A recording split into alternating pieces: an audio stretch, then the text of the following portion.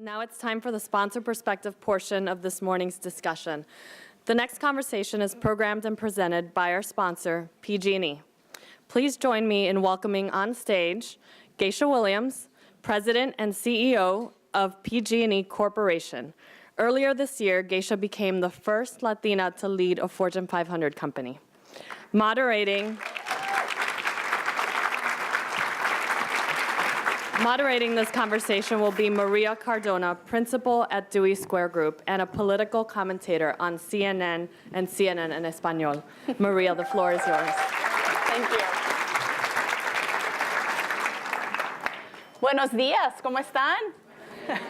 Packed house. Awesome. It is so thrilling to look out at the audience and see, right, these amazing faces. And just want to underscore something that the Congresswoman said, that you all are role models. You all are leaders. Never forget that. Never forget that power. Speaking of power, in more ways than one, I am thrilled to be here to moderate this short, but I think what will be a very impactful chat with Geisha Williams, who, as you all heard, is the first Latina to be elected by a board of directors, actually to a Fortune 200 company. Yes, round of applause, please. Which is both incredible and incredibly sad. I agree. That happened. But I know that you were the first, but you certainly will not be the last. That's the hope. But eyes are on you, like it or not. I'm sure that's something that you have been used to your whole life. And speaking of that, I want to start with a conversation about how you started. Literally how you started here in this country. You came over here from Cuba, 5 years old. I'm sure that was an incredibly both impactful, overwhelming, scary, challenging, all of those words, I think, go to describe that. But tell us a little bit how that was for you and how that cemented your thinking and how you were going to achieve goals in your life. Well, it's, first of all, it's great to be here with all of you. You are the future, by the way. You have to be the next generation of leaders, so never forget that. We're counting on you. So I was born in Cuba. I came to this country when I was 5 years old. My parents were political dissidents. And we came to the United States like just about every other type of immigrant that there is, right, with just barely the clothes on our backs. We didn't speak the language. We had no real connections. And we ended up in St. Paul, Minnesota. Wow. So can you imagine, right, little refugees getting off that plane with just like little bare sweaters in this incredibly cold climate. But the people were wonderful. The people were warm. It made up for the climate. And it was challenging on so many different counts. For me, entering kindergarten was my first challenge, right? So I didn't speak the language. I was probably scared out of my mind. I have a weird name, Geisha. I'm sure that they were saying Geisha or Geisha. My parents called me Geisha. My last name's Jimenez. They were probably saying Jimenez, right? So they're saying Geisha Jimenez. It doesn't sound like Geisha Jimenez, right? So I'm just sitting there and I'm not responsive. I'm afraid. And so the teacher decides that I must need special education, that in fact, I must be deaf and that I must be mute because clearly I can't speak. So my parents have to go through this incredible bureaucracy, little refugees who don't know anything, to prove that their daughter didn't have a hearing problem, didn't have a speech problem, that she just didn't speak the language. And so that was my first obstacle, and we overcame it, and life was good. But, you know, I have to tell you, being here with my parents in this country and really being part of the fabric of this country, which is really the immigrant blood that runs through so much of this nation, is something that I'm very proud of. They taught me the value of hard work and perseverance and never giving up. They shared with me the incredibly important value of education and community service, and that's something that I've brought with me every step of the way. Terrific, thank you. Throughout your career, and you went into an industry that still to this day is probably male-dominated. The engineering fields, STEM fields are something that a lot more Latinas are getting into, but certainly not enough. I want to talk to you about the importance of mentors. Yes. And as my experience was, when I was coming up, there weren't a whole lot of other Latinas in positions of being able to mentor. I depended on fantastic men to mentor me. Tell us a little bit about what your experience was. Maria had the same experience for me. So I had the great privilege. It was one of those defining moments in my life, actually, Or I had a mentor by the name of Clark Cook. I talk about him all the time. I still see him once or twice a year, have lunch with him at least once a year.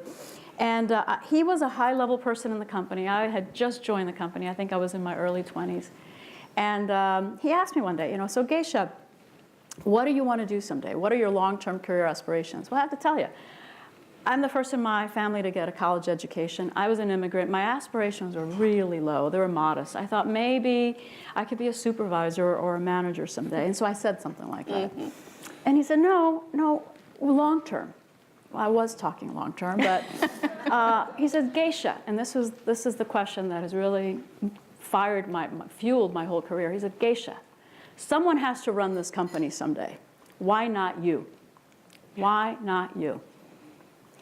And I thought about it, and I thought, well, women, people like me didn't run companies. Certainly there weren't any women, there weren't any Latinas, and there weren't any immigrants. But he said, well, why not you? And I remember him pulling out this organizational chart of our company, showing who was running what department and their backgrounds and educational experiences, and I noticed a couple of things. First, many of them were engineers. And I thought to myself, I'm an engineer. And then the other thing that I noticed is they had really deep experience in operations. And so he said to me, that's what you need. You need to get operation experience. You need to really get a little dirt under your fingernails, is what he said. You really need to understand how the business works. He was the reason that I started believing that maybe it could be me. Why not me? And I've taken that credo, that is a personal credo, those 3 words, why not you or why not me, even to this day. Hey, someone's going to have to lead in clean energy in this country. Why not PG&E? Why not me? Hey, someone's going to have to figure out how to really tie all these technologies together. Why not me? And that would be my message to you. Whatever it is that you want to do in your life, ask yourself why that couldn't be you, and really believe it could be you, and go for it. Thank you. That's terrific. Yes. It couldn't have been easy, No. You coming up in the ranks. And I'm sure, and this happened to me too, people saw a woman, like you said. People not only saw a woman, they saw a Latina woman. I'm sure a lot of men were like, what's going on here? Tell us just very quickly, and then we'll get to the last question. But I think this is important because we will all go through this and have all gone through it in some way, shape, or form. What are some of the barriers, and some of them conscious from other folks, some of them unconscious, that you had to go through to sort of say, look, I am here, I have skills, and I am, you might have been the boss, you might have been the colleague, you might have been the underling, but you are here to do a job that you are more than qualified to do. We all have barriers. I think the very first barrier that I faced, frankly, in the workforce was the fact that I was young. So first, just being young. Then the fact that I was a woman in a very male-dominated field, the fact that I was Latina, where there really weren't any Latina leaders to really speak of. And I think how I always faced it was going to be the strength of my capabilities, the strength of my work product, the strength of my integrity that was going to define who I was. I was not going to be defined by a label, and I certainly wasn't going to be held back by one. And so as I went through my career, I had more than one encounter where someone older, someone not Latino, somebody not a woman would say, hey, would you get me a cup of coffee? Oof. And you know what? You can't. Don't go along to get along. That would be my first piece of advice. I like that. Do not. From day one, you set the rules, you set the pace, you set what that conversation is going to be like. And you don't have to be a jerk about it. You can use a little humor. I've always used a little humor. And I'd say, no, what happened? Did your arms fall off? Did your legs fall off? Get it yourself. Don't let people call you honey. Don't let anyone call you sweetheart. Don't let anyone ever call you by anything that's even remotely a little racial or ethnic. Don't. You set the standard with your actions. Smile on your face, but you don't put up with it. And I think at the end of the day, it's your work, it's the quality of who you are as a person that's going to determine your future. Don't forget that, and don't let anyone hold you down, and certainly don't let yourself hold yourself down. Yes, I like that. Fantastic pieces of advice. So for the last question, you have daughters. I do. And a lot of people here, I'm sure, can benefit from the advice that you have given and probably will continue to give your young daughters. You've given us some great pieces of advice so far, but what else would you tell this audience? So I have two beautiful daughters, one that just graduated from college, one that just graduated from high school. And the advice I've given them is they've got to find their passion, and they also have to find their voice. And really, they go hand in hand.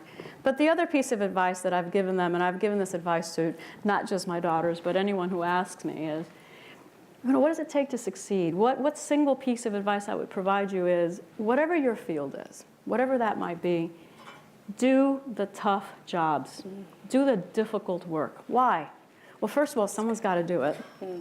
Second, most people don't want to do it.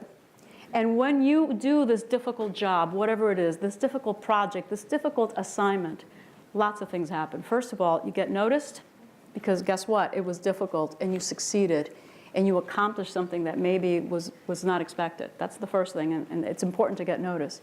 But more importantly, when you do this tough job, and you succeed, and you nail it, and you will nail it, what it does for you, the confidence it builds in you is unbelievable. And you take that confidence, that knowledge that you can do it, to that next assignment, and you nail that one too. And before you know it, you are unstoppable. You're a force of nature. So, but it starts with courage, and I saw the Congresswoman say something similar about not being afraid. It starts with courage, not being afraid, leaning in and doing the difficult work and doing it well. I guarantee that you're going to get noticed, but more importantly, you're going to feel a tremendous sense of empowerment. Thank you. Thank you, Geisha. It's been a pleasure for me. And I know that you have shown this audience and you have shown the world what Latinas can do. You are the first. You certainly won't be the last. And it's been a thrill to be here having this conversation with you. Thank you, Maria. Thank you so much. Thank you all. Next, it's my pleasure to introduce Monica Gill, Executive Vice President of Corporate Affairs with NBC Universal Telemundo Enterprises. She is the highest-ranking female executive at Telemundo and one of the highest-ranking female executives at NBC Universal. The podium is yours, Monica.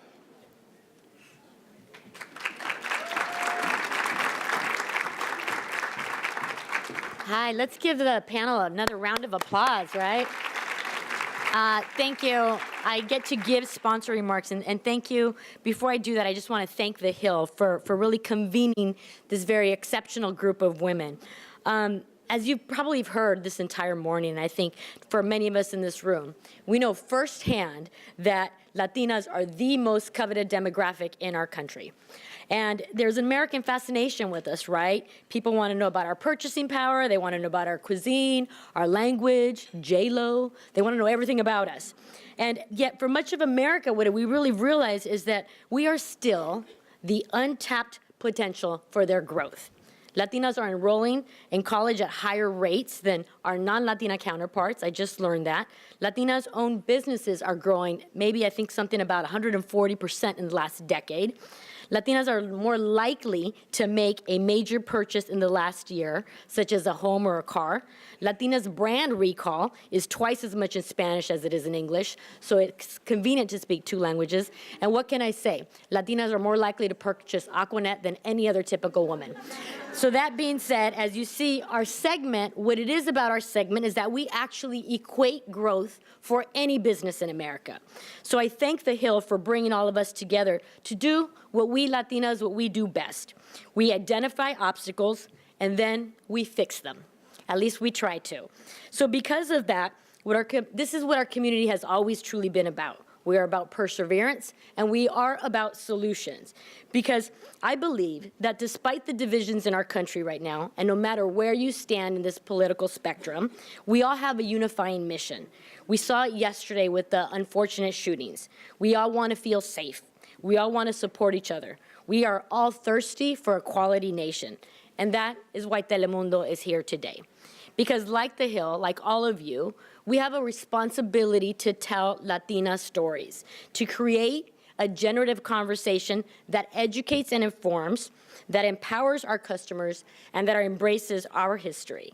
Because like you, like all of you here, we want to encourage organizations to see us Latinas as we are, and not as past perceptions have expected us to behave. And ironically, as I stand here on this podium today, I recognize that I actually work in an industry that instantaneously creates perceptions.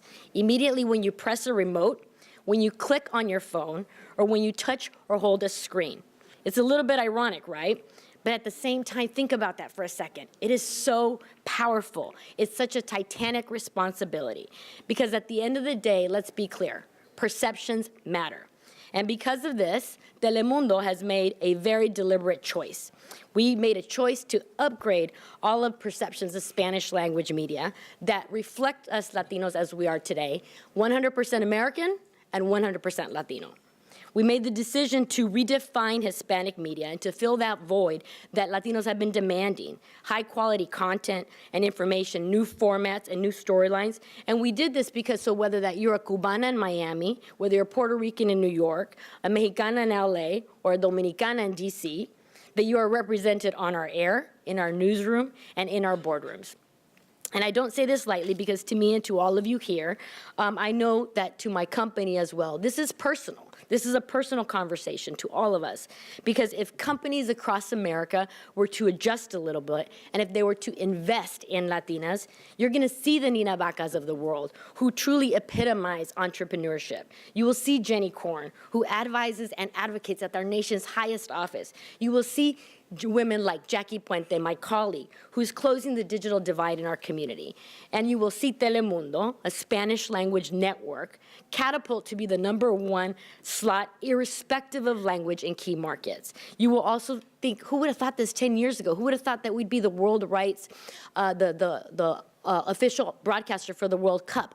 All of this is happening, and I share this with you because my point is that all of these things collectively remind me that Latinos, Latinas, Spanish is here to stay. So with that, on behalf of Telemundo, Luis Rosero, my colleague who is here today and represents Telemundo, and our parent company Comcast, we thank all of you for allowing us to be here. We thank you for helping us to continue to make perceptions that matter, and for reassuring us to inform with integrity, and for propelling us to lead with compassion. Gracias.